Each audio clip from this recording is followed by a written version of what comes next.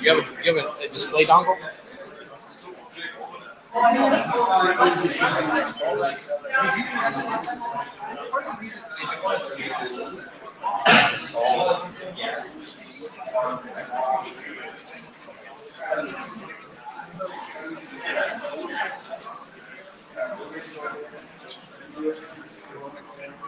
Yeah.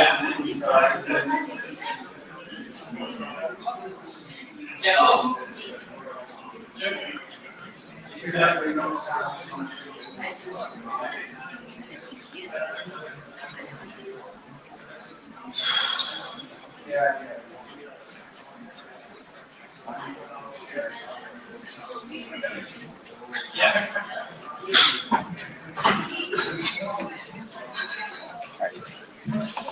Yeah.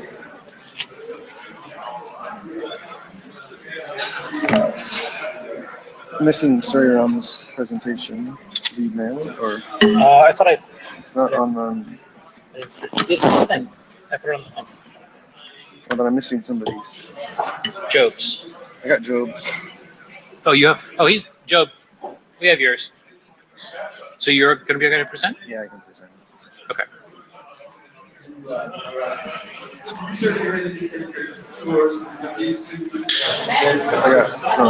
I guess I have them all. That's 4 presentations. 4. Okay. And the chair slides? Oh, there's 4 total. Right? Yeah, 4 total presentations, including chairs. Yeah. Sure.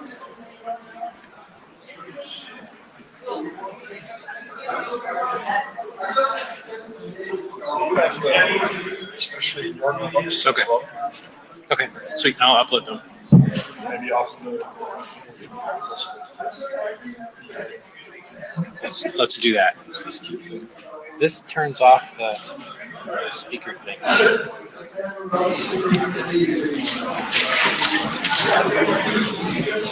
Which side does it go on? I think it was on that side. Yes, thanks. Thanks for telling me how to use my Mac.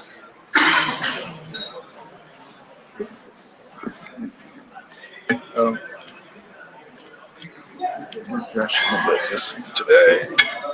Good morning. This is the GROW meeting. If you're here for GROW, that's terrific. If you're here for something else, you're probably in the wrong room. If somebody in the back could close both doors, that would also be great.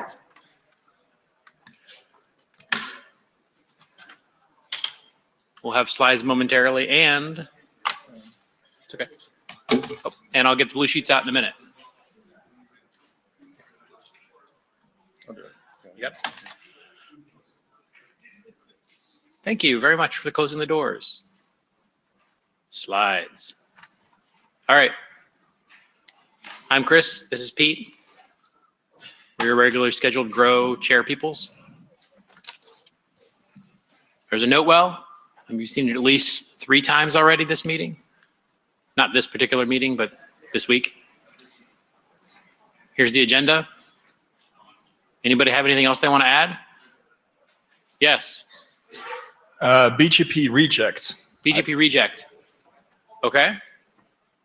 We'll add that into the list. You want to do that right after your large communities? We don't have time. What?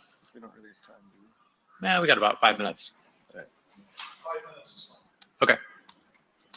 So we have some draft status stuff. We had 2 more GROW filtering and leak problem detection made it out of the queue into RFC state. BGP G-shut is the perennial waiting on references. That's fine. RPSL via, I think this is the status from last time. There hasn't been an update. We need to go poke the authors for that. BGP reject, Job is going to talk about. I think he's going to ask for working group last call. Maybe? And add paths is in last call. So no question mark there. These other 2, the IXP route server operations and GROW BMP are both RFCs today. And then we have other folks for presentations like Job, who's up first. Yep.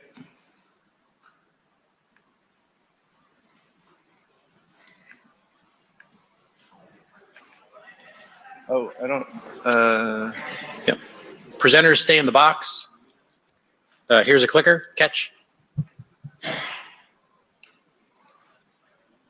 Stay in the box so Medico can see you, please.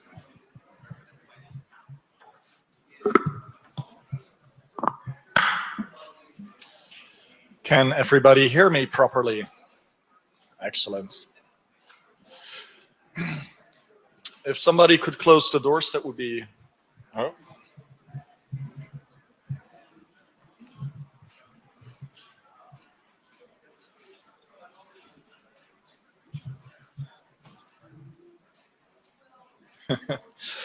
I would like to talk about a draft we've been working on called Default IPv4 and IPv6 Unicast eBGP Route Propagation Behavior Without Policies. Yeah, is this better? Perfect. Okay. We've noticed that over the years there have been many BGP implementations that have different behaviors out of the box when you configure the bare minimum to bring up a BGP session. For instance, on Cisco iOS, all that is required is that you put in a neighbor statement defining the remote AS, and that's it. And then the session comes up, and by default, iOS will announce everything it has and accept anything it can. On Bird, it will accept anything but not announce. On Juniper, it will accept anything, announce anything. On XR, it will accept nothing and announce nothing. And there's all these different behaviorisms.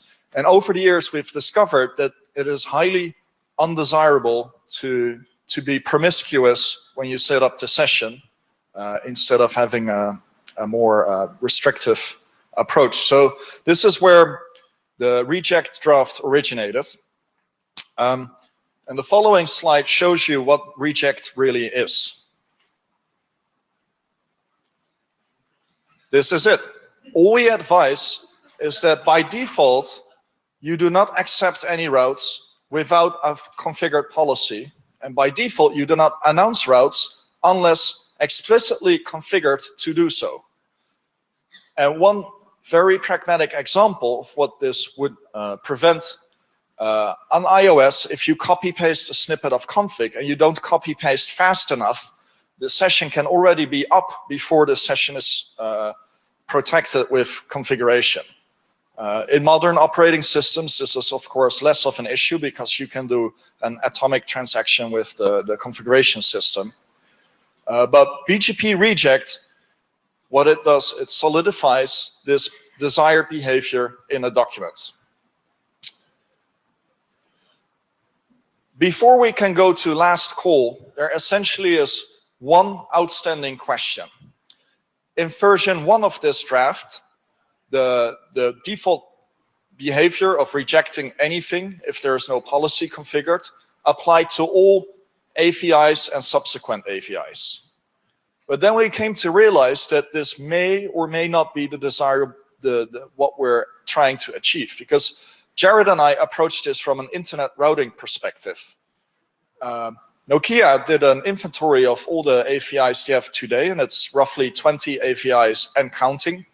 And it is really a question to the working group: should this restrictive behavior be confined to the V4 and V6 unicast address families, or should it cover anything?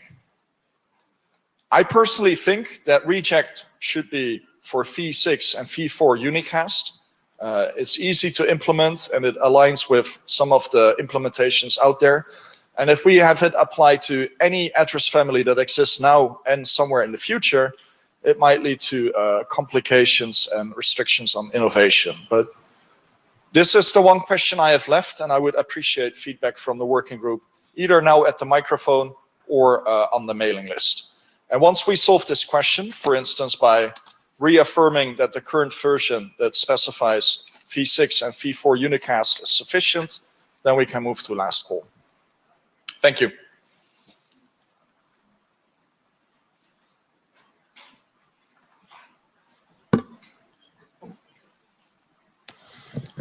Jacob Heights, Cisco.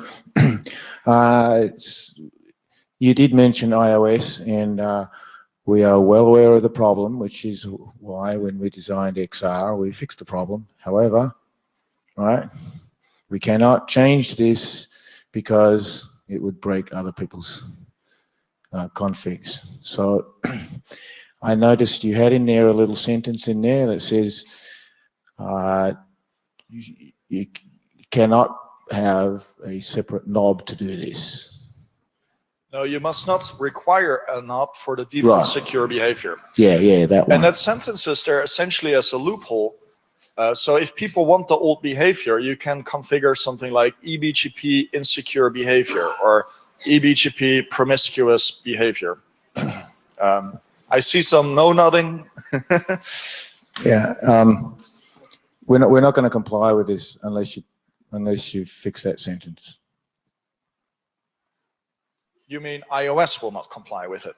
Yes, correct. If Cisco is unwilling to provide secure software for the internet, that concerns me. Yeah, understood. Well understood. We've understood this for many years, but we would like to see it fixed. For me personally, a motivation to have this document published is that at least going forward, we have something to reference to as this is the desired behavior. And I understand that implementations that are no longer really updated may not comply with it. But going forward, I would strongly encourage implementers to abide to this document. You were first. Hi, sorry, Amod Vyavaharkar from Cisco, and I come from a different perspective. Our data center customers, they want simplified config. So now this is going to put an additional burden on them to get their sessions up. Yes. Jeff Haas, I'm strongly sympathetic with this, just like everybody else in the room. But just like Jacob, we can't change the core default behaviors because people rely on this again. Because this is BGP, it's used lots of places. If it's allowed to be done via a top-level knob that just gets configured, that's great. If operators care to find some way to get the people who are actually doing the software packaging on things to get a knob basically enabled in a given package. So for example, you download Juno State by default, then you'd get this behavior as something that we could do as a default. But our generalized packaging system right now does not vary things like that. So we would not be able to comply with this document if the existing stanza in there says that you cannot have a knob. It just cannot be done. If you want to figure out some way to change that behavior, we can go with that. Of course, I'm willing to discuss it. And I would also like to make it clear that in the discussion that how we ship this in products and whether we agree with the document as it is can be two different things. Because for instance, Nokia and BERT have committed to applying to this behavior, and their approach is just the next major release, and we'll put it in the release notes. And I guess there are various opinions on how you ship this to customers. The more customers you have, the bigger a pain in the ass it becomes. Of course. My general observation is going to be that anything that is a broad change of default behavior, it doesn't have to be this, is going to be this class of problems. And you will have to find some thing, whether it's packaging or some other behavior that alters that. What about V4, V6? Do you... Everything. I think this should be done by everything. Making somebody have allow all for L3 VPN, for example, seems perfectly reasonable. But again, this is partially a problem of, as I put it in a different presentation, blast radius. AFI-SAFIs, if you have to configure L3 VPN, that's a bit of explicit configuration, and generally you mean it when you do it. In the case of internet, the scope is a lot broader.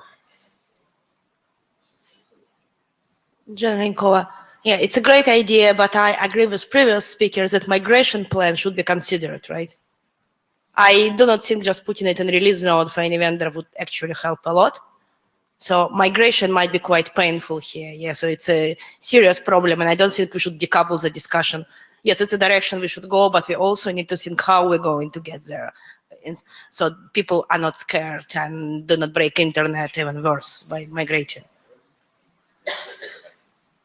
Just comments to the actual question about the v4, v6. So it seems to me that if you wanted to cover other address families, then you would also cover IBGP. But since you're limiting this use case very narrowly to protecting the internet, I think this is, the current draft is totally fine as it is to just cover v4 and v6 unicast.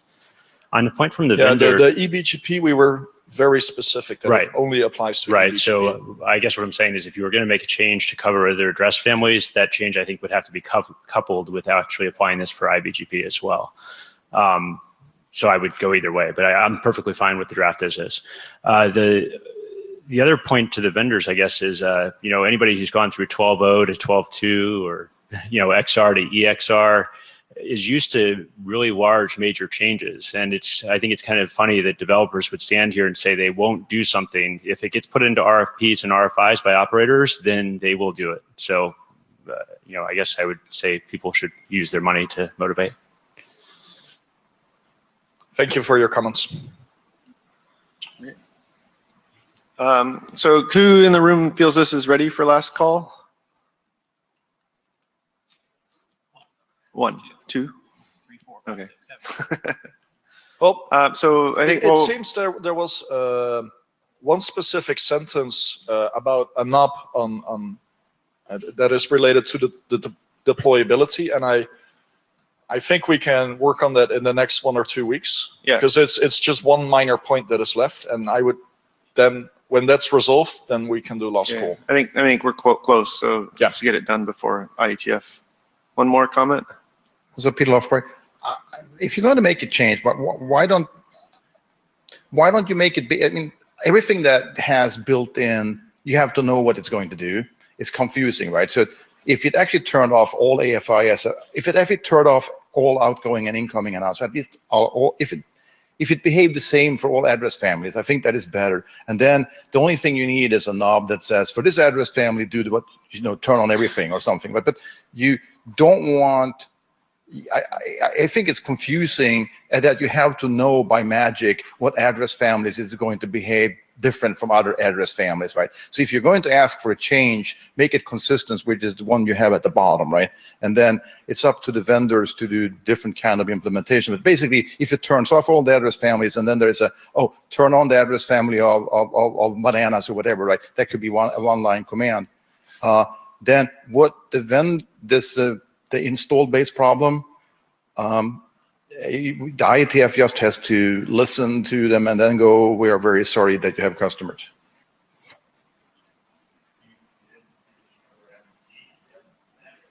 It should cover IBGP too, right? Because the achievement, my assumption is that what you want to achieve is somebody plugs the box into network, you power it off and you start configuring it. It's safe, okay? Then it should do nothing to the network until you explicitly tell it to do something. Jelinkov, yeah, I agree that covering everything is also actually simpler from a configuration automation point of view. It minimizes the chances of mistake. Yes, so now I have another logic. Shall I apply that policy in this case, or it's going to be fine, and so on. So just, yeah, consistent behavior is better. I'd just like to echo. Who are you? Jared Mach from NTT. I'd just like to echo Peter's comments in that, we've had drafts come through here about route leaks and other things, and this is a well-defined problem. This is a well-defined solution for the problem set.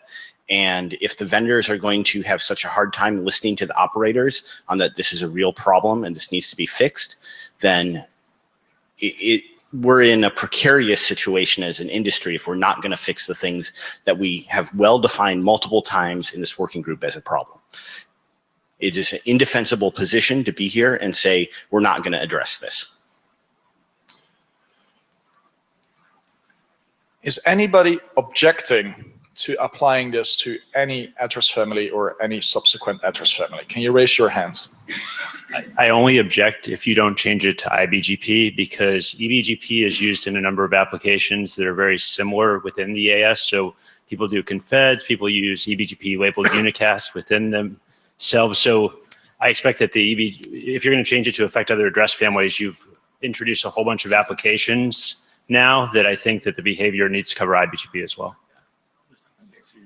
So we should change it to from eBGP to BGP. I'm good with the way it is now, or if you're going to switch it to other address families, I think it needs to also cover IBGP.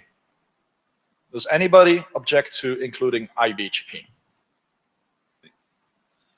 Zero objections? So I'm going to cut you off. I think we probably need a little bit more on the list, but I think it's a relatively small issue that should be able to be hashed out hopefully in a matter of weeks. But I think we can take it to the list based off the input unless there's some strong feeling.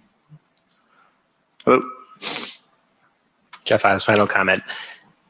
I think it could be observed that the real thing that should be worked on here is less about this set of knobs and more about how do we actually deploy new default profiles for software that's existing. So I think, yeah, like I said, we'd like to get it. I think we'd like to get it last call. So if we can try to wrap up the couple outstanding issues and then move on, be great. Thanks for your presentation. Thank you. Grow large BGP communities? We didn't get a presentation. I emailed it twice. All right. Oh, they finally shut up. Why don't we put you at the end? Sure. Yeah. Sorry. Do you have it? I do. I'll push it up. We'll go. Is Sue here? John, is your partner in crime going to join us, or you don't know? You're not in charge today. I'm not my co-chair. Okay, that's fine. Should we? We'll delay till Sue gets here. Can't delay too much. Okay. Why don't we go with that then? I can do my thing. Do your thing. Yeah. It should be short.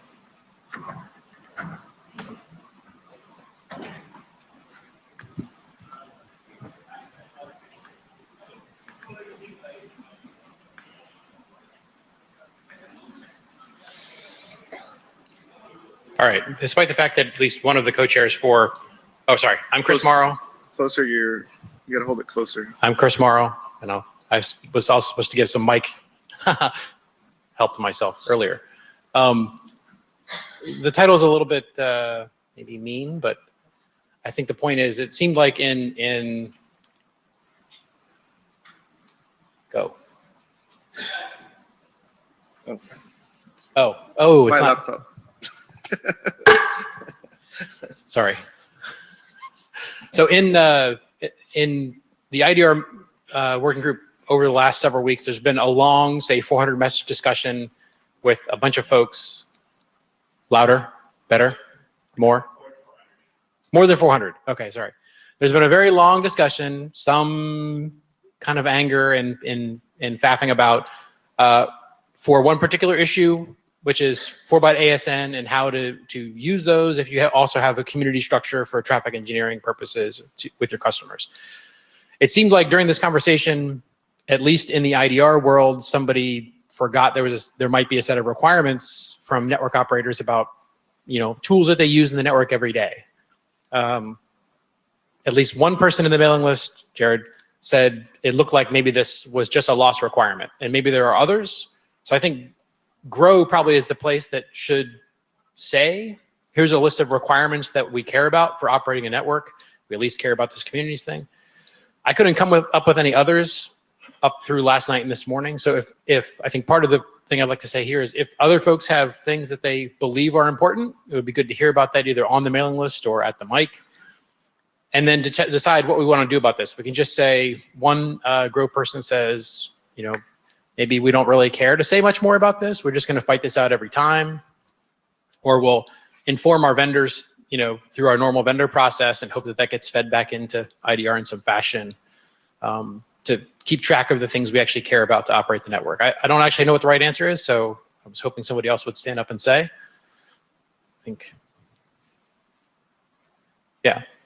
So should Grow care about this at all? I think maybe it helps, but I'm just one person. Nobody else wants to stand up and say anything? But now would be a time to stand up and say something if you want. Job? Job Snyders, NTT.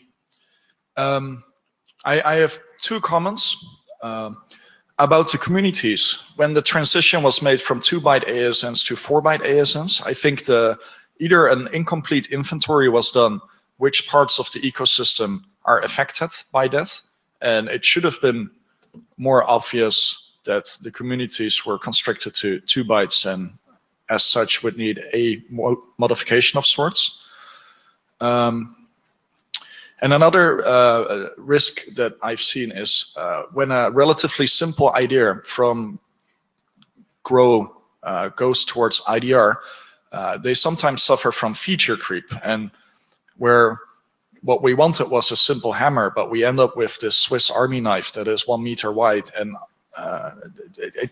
I've seen a number of proposals get completely out of hand. So if Grow can sometimes put the brakes on things where we forcefully say, stop making this more and more extendable and do extensibility inside extensibility. We need this one tool, make one tool, because most things that come through Grow are centered around, we need one feature with one document number. So even if there's a language barrier, we can communicate with each other because there's only one way to solve this particular interaction between you and my network.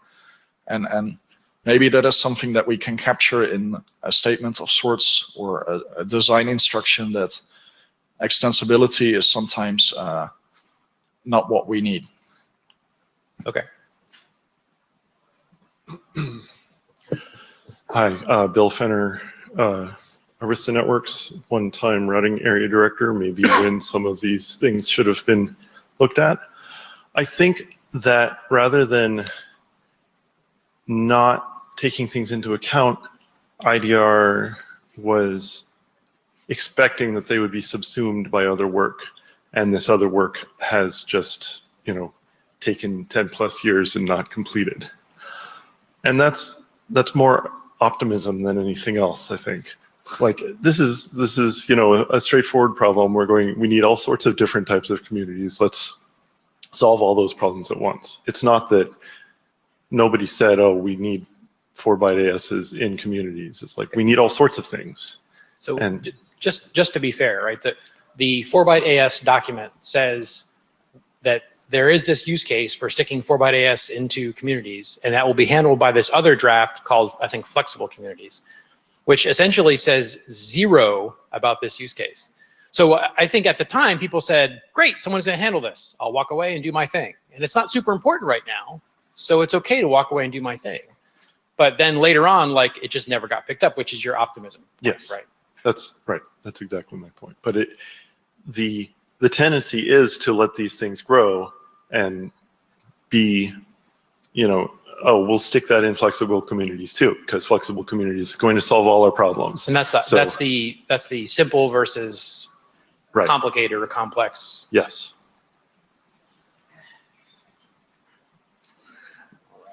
Yeah, Joel Yegley. I think there's a bit of this that is a second system problem in the sense that we have this system, multi-protocol BGP, which especially in the inter-domain case is actually quite successful at resisting innovation. And that's in fact part of the reason it still works, is because people are actually unable to bolt new shit into it. So as operators, we have sort of a practical approach to that, which is that we look at what is the minimum possible necessary thing to employ, and we do that. But there is a vantage point where notionally these things are extensible.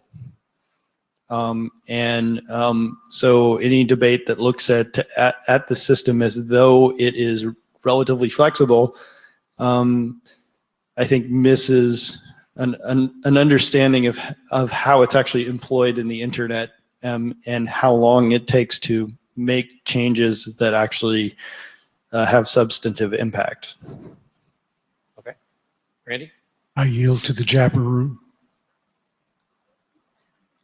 Jeff, are you up here for Jabber? I'm not. Oh, sorry. Look, it was operators who defined this 4-byte crap in IDR. So are you just confused which room you're standing in? Could be. This has been a long-standing problem. If you were frustrated, and I should be using the first person plural, I guess. If we were frustrated by not doing it years ago, which we were, the burden is on us for not having done it years ago. This is a load of crap. K. Patel, Arcus. I think 4-byte AS was standardized a while back. I think where GROW can really help is when IDR progresses standards like 4-byte AS, they can proactively look into it and say what's missing from a deployment standpoint as a complete solution. And if we could do that collectively as a group out here, we would have done a large or a flex, whatever that was, 5 years back. Okay. John, go first. John? John Scudder, IDR co-chair. Yeah, so everybody who said everything already said good things, but yeah, if in an ideal world, when we did AS4-byte, we would have done a gap analysis and then thought through everything super carefully, and then been like, oh yeah, there's obviously this deployment case that will need to be fixed. And and therefore we know that we need to have this on running on some certain deadline. In reality, everybody is bandwidth constrained, and we sort of do what Bill said, which is we are optimistic and figure, yeah, we've got something in the hopper and it's proceeding as fast as it proceeds, and we'll definitely get there as soon as that thing actually gets shipped. So I guess my point is, just if you were at yesterday's IDR meeting, you realized that we're pretty much using all of our bandwidth already for discussion, and we've got another forum here for discussion. And one further point on that is, for better or for worse, IDR gets used for talking about internet routing, and it gets used for talking about all that other weird Swiss Army knife stuff that BGP is also used for. So our bandwidth is divided. This room has the advantage of being able to talk only about internet routing. Yeah, this is really just a plea from the IDR chairs to say, we assume that you guys have a little bit clearer focus on this one topic, which we certainly consider to be the most important topic for BGP. Help us retain our focus also. And tell us if there's something that's slipping. Thank you.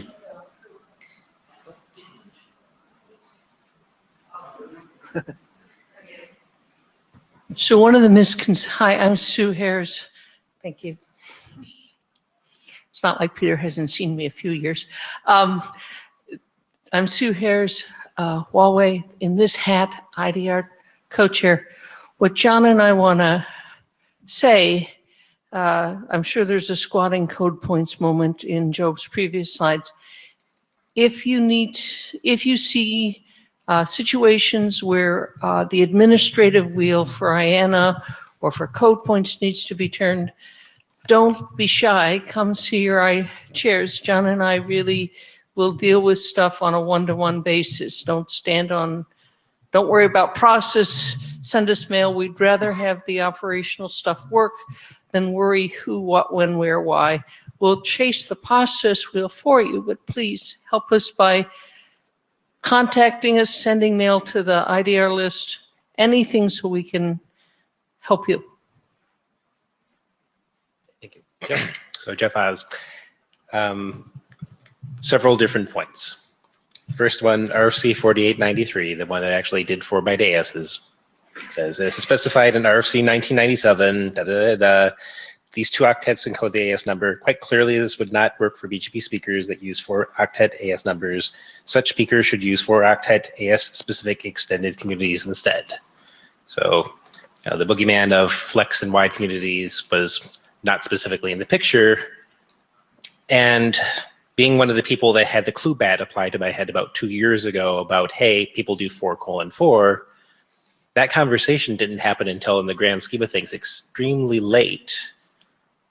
Because it's just never written down anywhere. It was in, in RFC.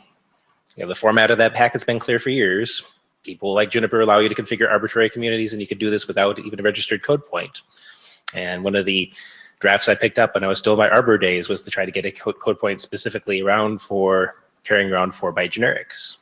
But again, the clue bat got applied. I think it was John Heasley had finally said, hey, there's a :4 on the right-hand side too. We can't do this. And as here's what this could look like. It went into wide since that was the current generic Swiss Army knife that we had at the time. And totally agree, it was the wrong Swiss Army knife because that's not the primary purpose for that feature. So it got bogged down. I totally agree that should have gone in a separate feature. But one of the interesting observations we have from this whole interaction, you're asking about requirements. It finally was made clear 4:4 was the thing we needed, but that kept on coming up mostly in private emails. I think that the first public version of that conversation that I'm aware of, that I saw at least, popped out on Nanog, not IETF, not GROW. So requirements didn't really leak over to IETF beyond that conversation for a long time. And when it finally did, it didn't pop over as requirements, it popped over as, hey, here's this draft that actually does this. And oddly, the requirement sort of polymorphed from this, we need 4:4 for parity for 1997 to, hey, we're going to extend this now and throw an extra :4 on top of that. So you had requirements creep, already in that sense. So there wasn't requirement analysis and then transmission. It was, boom, here's a feature, implement this thing, damn it. Okay, I think we have one more presentation after me, actually two. Two more. So Jared's the last thing. We can take up the rest of the list, though. I'll try and be brief. Jared Mach, NTT. So I think that one of the lessons that I learned from this is that I went to my vendors as a proxy to reach the IDR group, and apparently that message did not make it through to the IDR group for a number of years, and that's a frustration that I carry today, and also a lesson learned from this is it's not as if the operators didn't approach people. I remember specifically approaching Jeff personally about this as well, saying, we have this problem, we need this fixed. And it certainly culminated in the past 6 months, or 4 months on the IDR mailing list, basically saying, no, here's the clue bat. Like, we have to address this now, because we've tried for years to address this directly with the vendors, and unfortunately, they did not hear the message and understand the urgency to the point that it became, I think, quite a big fire drill now. And for that, I'm sorry it became a fire drill, but I also wish that, we had figured this out, a couple years ago and that message had been relayed. Yep, go Peter. You come to the mic while Job's running. So this may be, I'm Peter Lofberg. This may be a typical Peter comment, but I think it's time to actually start some work in the IETF or the IRTF or somewhere to look at what are we going to replace BGP with instead of starting to adding, because it looks like my Christmas tree where I was trying to put 50-pound weights instead of those small things, and it's about to fall apart. Maybe we should start looking at put all the requirements in a new document and say maybe we need a new EGP to convey new things for the future of the internet. Okay. 10 minutes. And on that note, I would like to present to you a draft Martijn Smit and myself have been working on called Large Communities Usage. One of the things that has stood out from IDR discussions is that there's a perceived lack of clarity on how these communities actually are used by operators. And if we look at the 1997 document, which specifies classic BGP communities, it is accompanied by a document 1998 that gives a few examples or some hints of inspiration on how to use these communities. And this document will attempt to do exactly that for large communities. We all now know that large communities are essentially 1997 communities, but grown up to accommodate the years that have passed. Let me skip over some of this in the interest of time. A key element to large communities is that we make a strong suggestion how humans should talk about the community. Because if we're on the phone with each other and there's a language barrier, it is helpful that I am not expressing the community in, say, AS dot format or hexadecimals, while the receiving side is used to it being comma separated or colon separated. And the most important part of large communities is that we have 3 fields. The first field is the ASN that is responsible for the subsequent 2 fields. And the subsequent 2 fields are called local data 1 and local data 2. And if everybody agrees that there are 3 fields, communication will be much easier between us.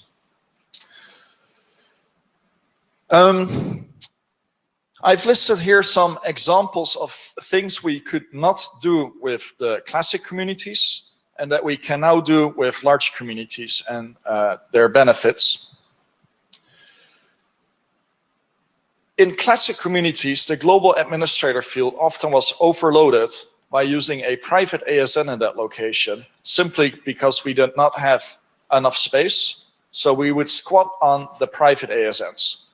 Of course, this is not ideal because in cases of mergers and acquisitions or where you have multiple suppliers that use the same community but have different meaning, the thing could fall apart.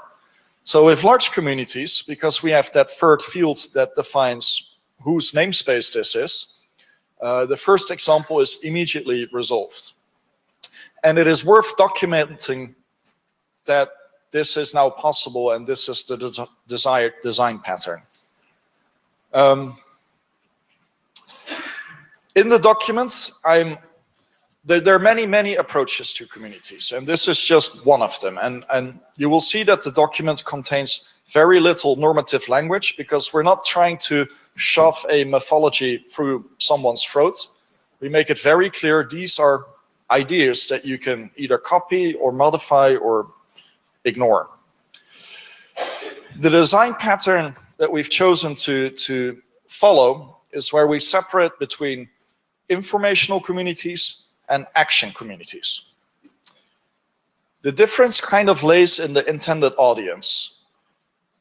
AS2914, when we send communities to our adjacent networks, 99% of the time, those are informational communities to inform the other network.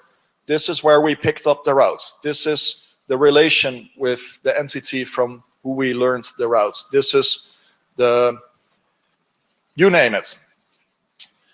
So the intended audience for informational communities is usually the downstream networks that will use that for their traffic engineering decisions. Then the other aspect that we have is action communities. And action communities often are sent by downstream networks to their suppliers to inform the supplier or vendor to perform a non-default action. If you announce a route to NTT, by default it will have no AS path prepending. By default there will be a certain local preference. By default this, this, and this. And if you want to change those defaults, that's where an action community comes in. Another aspect of the design pattern is that we advocate the method of me function parameter, with me being the global administrator, the AS number who owns the namespace, function being a number that refers to something that should happen. So for instance, a function could be prepend twice, or prepend only in North America, or only prepend on Sundays. And then the parameter could be a geographic area or a adjacent ASN, or something else.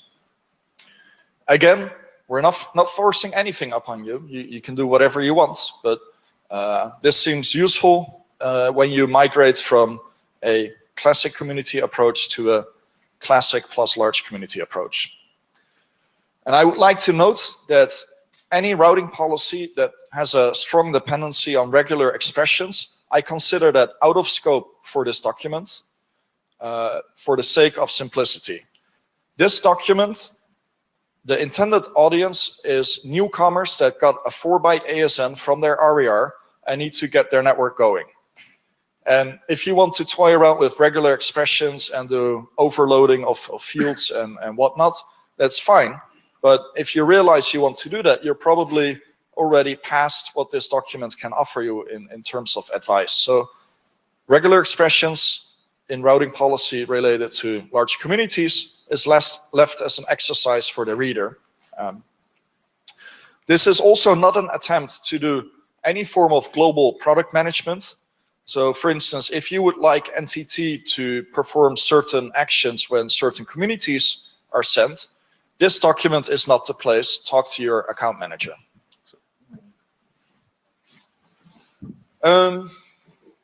I've listed a number of examples in the document.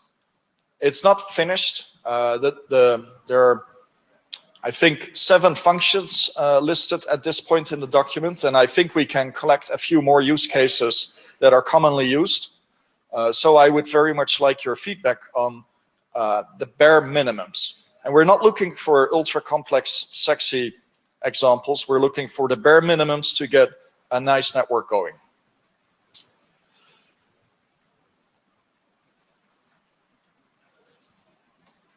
Ta-da! Met the deadline. Time for questions. Joel Yegley.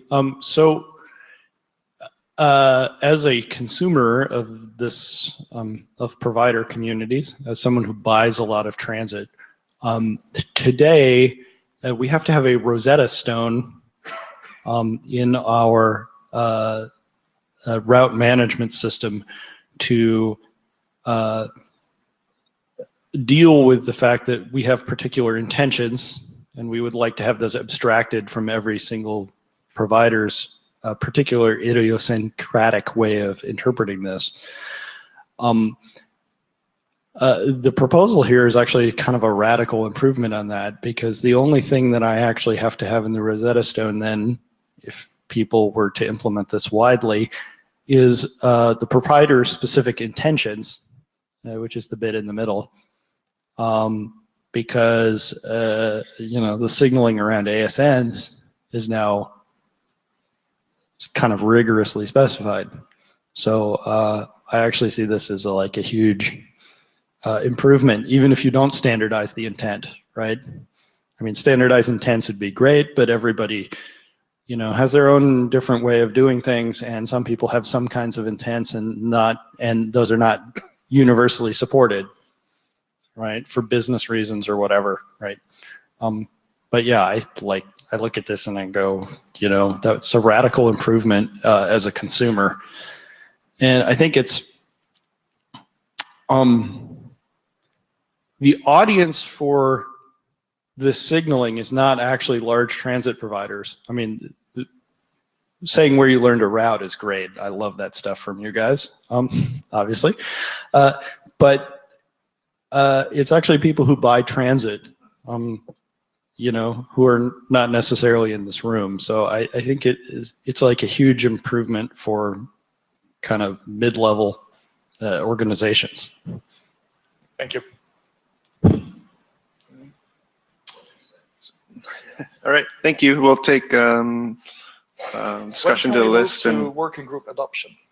Can I have a raise of hand who thinks we should adopt this draft? Yeah, we'll take it to the list. I think it's probably, it'll be adopted. So, but we'll take it to the list of always. Thanks. So, Peter Lofberg, stupid question again. So would that mean that the community functions will be an IANA registration thing? No.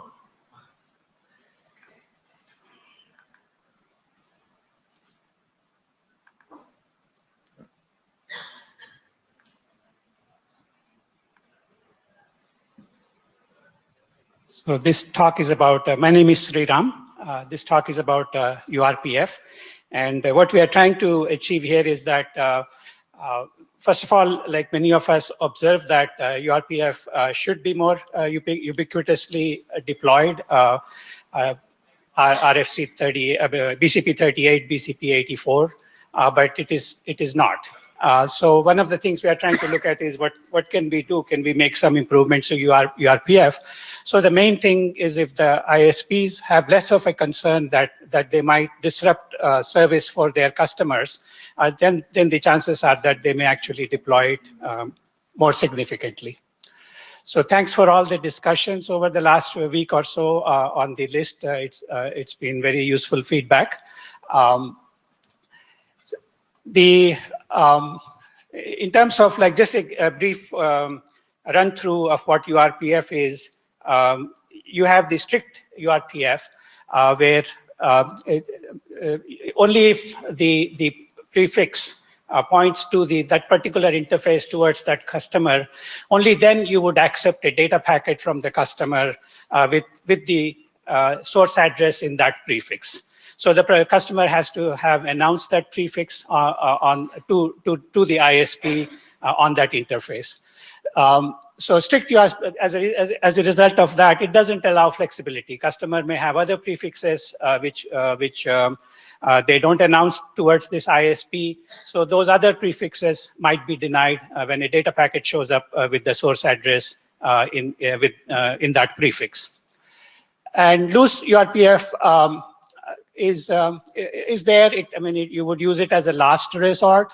It's not very effective, and it's good for filtering out Bogon or Martian source addresses.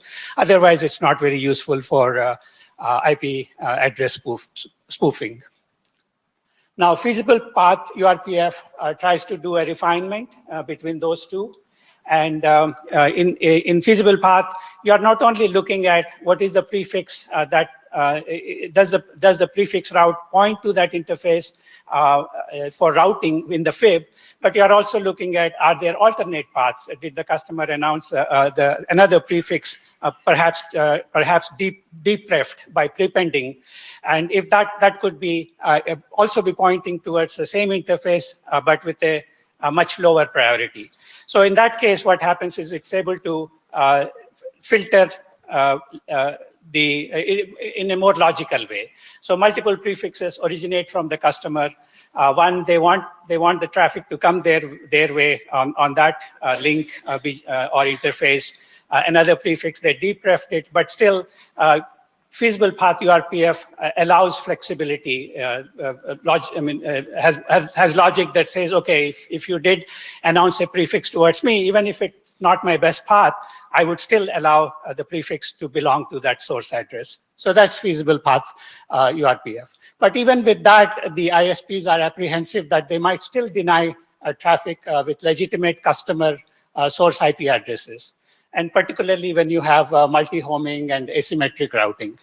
So the question is, can we do some improvements to feasible path URPF? And that's what we looked at.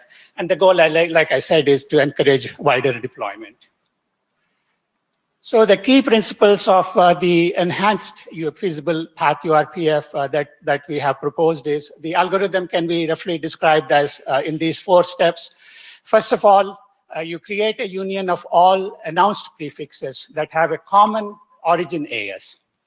And so at the ISP's routers, in the AS, with the various routers, you collect all the prefixes that have a common origin AS. And those announcements have potentially been received on different customer or peer or provider interfaces. Now you take that union and include that entire list in the union on the reverse path filter tables on all of the interfaces on which one or more of those prefixes in the union were announced. So this makes it quite a bit more generalized and accurate as compared to the conventional feasible path URPF.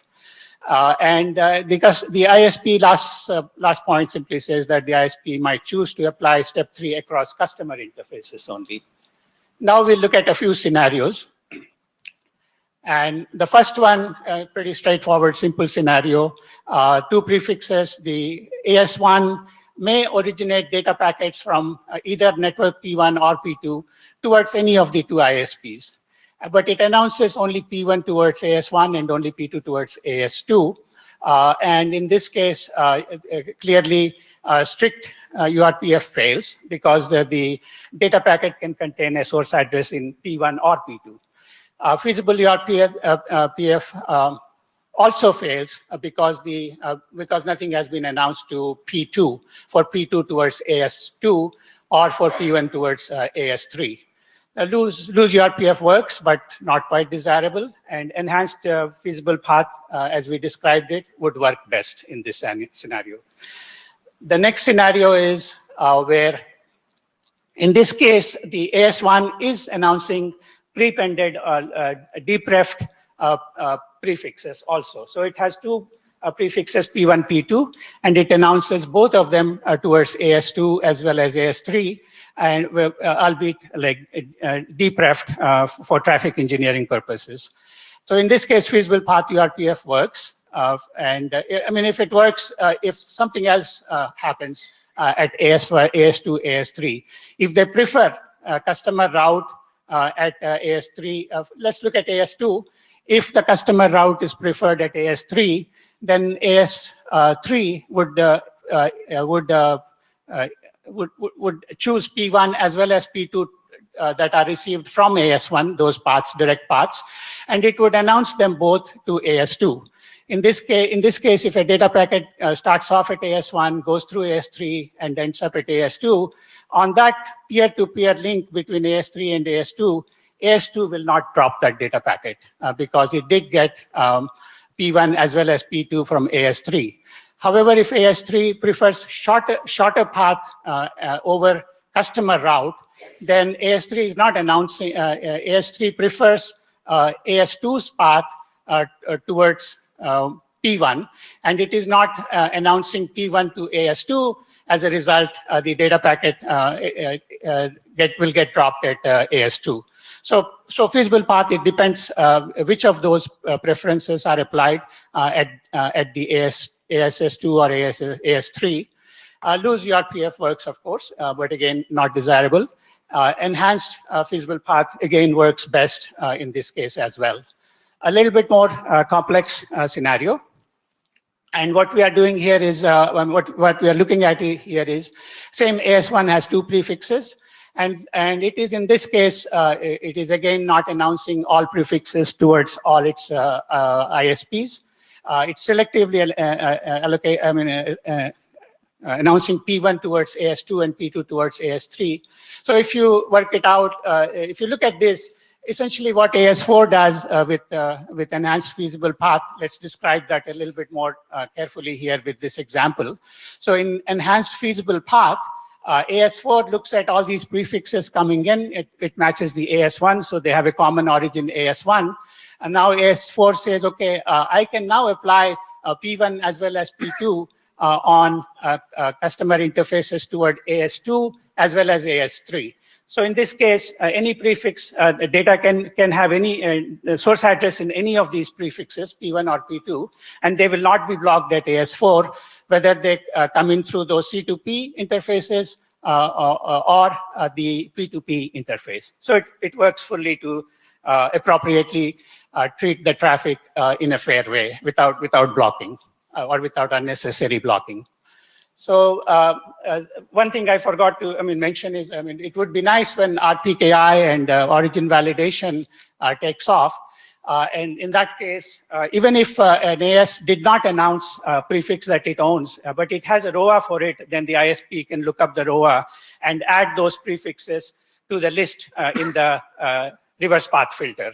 And that will certainly make the reverse path filter a lot more accurate. We have 1 minute, Okay. so if you want to take questions. Yeah, or, let me stop and take one or two questions. Thank you. Keyur Patel, Arcus. I think what you're saying is that instead of having nice to have, you need origin validation for this to work. No, not necessary. Well, someone could spoof. Oh, yeah, you're right. Someone could spoof the AS1, exactly. and then Yes. this is off the bat. Yes, I'm going to mention that. Thank you. I mean, you should do origin validation as well as the best possible prefix filtering that you can in order to eliminate the bad ones. Yeah. So while Who are you? Barry Green, Akamai. So while I'm glad you're looking at this, I think you need to take the work and step back a few steps, reevaluate the assumptions, complete where does unicast RPF strict mode fit. You never put unicast RPF strict mode on an AS boundary. Why did we do loose check? Because loose check wasn't about doing any anti-spoofing, it was a reaction tool. Why was VRF mode created? Because a lot of what you're asking to do right now is VRF mode. And why did we create flow spec? So you have to put this work within that context, then step back. And then also realize that feasible path was created because of how JTree is built versus how Cisco Ceph built. All right, so you got to go back to the original history of how these particular featurettes evolved based off of the vendor implementations. Okay, I would be very interested to do that. If you can take a couple of minutes to put a few of those pointers on the list. I think we just need to talk. There's a whole bunch of materials that you should be just doing Google searches to pull up and find. Okay, thank you. So thank you. We're out of time. So we had a busy meeting this time. And we'll see you in Chicago, I guess. Thank you.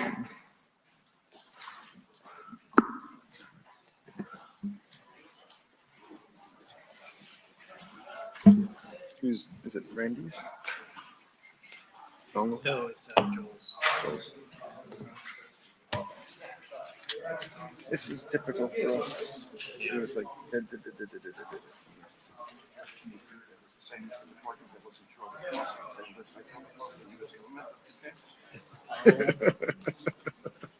Oh, you.